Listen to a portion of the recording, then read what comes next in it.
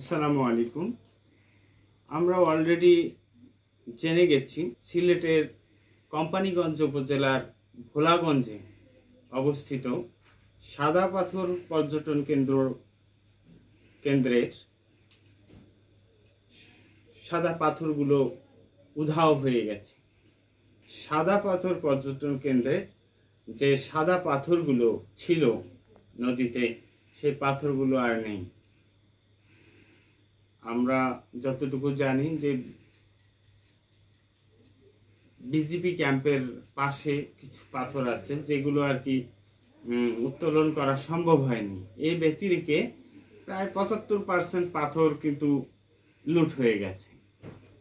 হিসাব দেওয়া হচ্ছে যে 2 থেকে 3 হাজার কোটি টাকার পাথর লুট হয়ে গেছে। আমরা নির্দ্বিধায় বলতে পারি শত শত কোটি টাকার পাথর এগুলো লুট হয়ে গেছে, মূল্যবান পাথর।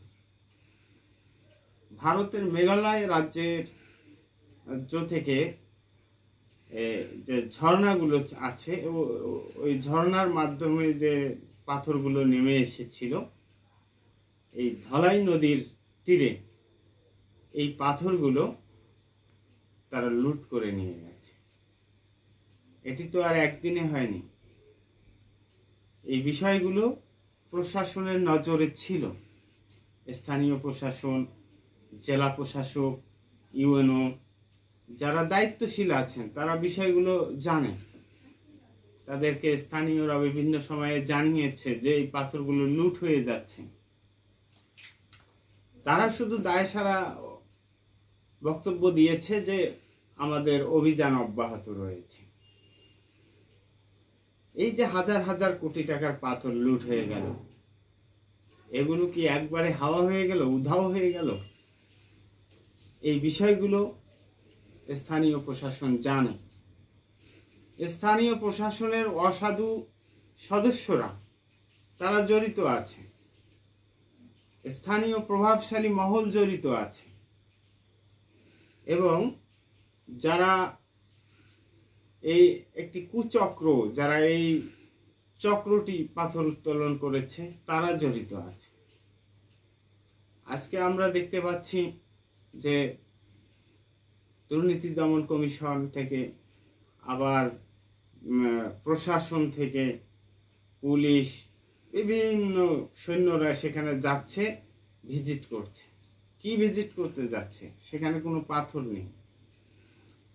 এতদিন যে ওখানে পাথর ছিল এগুলো তখন তারা দেখেনি। এখন যখন সব লুট হয়ে গেছে তখন তারা দেখতে যাচ্ছে। এটা তামাশা ছাড়া কিছুই না। আমার দেশ ও জাতির একটি সম্পদ, মূল্যবান একটি পর্যটন কেন্দ্র, যেটি আমাদের একটি আয়ের উৎস, এই মূল্যবান পাথরগুলো ওই জায়গায় পাহাড়ি ঢলকে বাধাগ্রস্ত করত, স্রোতকে ধীর গতি করত। সেই পাথরগুলো সব লুট হয়ে গেল, আর ওই দায়িত্বশীলরা তারা চুপ করে বসে রইল। এখন তারা কি করবে? তারা কি এই পাথর উদ্ধার করতে পারবে? তারা এগুলো জানতো। তারা যে কি পরিমাণ দায়িত্বশীল, তারা যে কি সক্রিয় দায়িত্বশীল, সে তো বোঝাই যাচ্ছে। তারা যদি সক্রিয় থাকতো তাহলে ওখান থেকে পাথর লুট হতো না। তাদের প্রিভিয়াস বিষয়গুলো খতিয়ে দেখা দরকার, তারা কি ধরনের দায়িত্বশীল। এই লুট, এই ডাকাতির ঘটনায় তাদের হাত রয়েছে। আমরা যে এগুলো তদন্তের কথা বলবো, কাকে বলবো? তারাই তো লুট করে খাচ্ছে, তারাই তো এগুলোর সঙ্গে জড়িত। তাহলে এতদিন কেন তারা ঘুমিয়েছিল? এই জিজ্ঞাসা, এই প্রশ্ন আপনাদের প্রতি। এই ভোলাগঞ্জের পর্যটন কেন্দ্রের পাথরগুলো কোথায় গেল? তারা কি এতদিন চোখে দেখেনি? এখন তারা কি দেখতে চাচ্ছে? এখন কি তদন্ত করবে? তারা কি অগ্রগতি করবে? আমাদের একটি সম্পদ নষ্ট হয়ে গেল, আমাদের দেশের বিশাল ক্ষতি হয়ে গেল। এই বিষয়গুলো এখন তদন্ত কারা করবে? চোরেরা?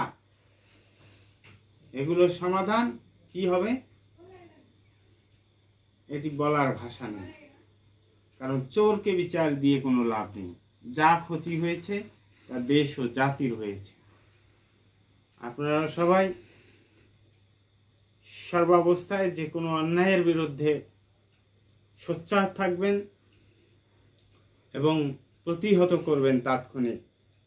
না হলে এরকম সাদা পাথর পর্যটন কেন্দ্রের মতো আরও অনেক মূল্যবান বিষয়গুলো আমাদের কাছ থেকে হারিয়ে যাবে। আমাদের করার কিছুই থাকবে না। যা করতে হবে তাৎক্ষণিক। সবাই ভালো থাকবেন, সুস্থ থাকবেন। আসসালামু আলাইকুম।